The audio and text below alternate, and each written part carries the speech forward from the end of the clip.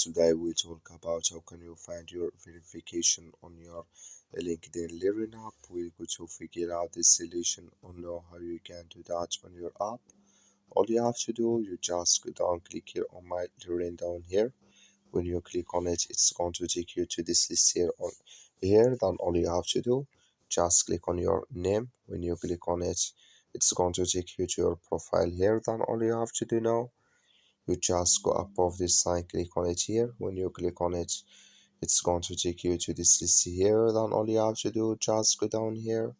So then you click here on account settings. When you click on account settings, it's going to take you to this list. You just switch into open video here. So then all you have to do, you just click here on sign in. You click here on account preferences here. So then it's going to take you to this list. You click here on verifications.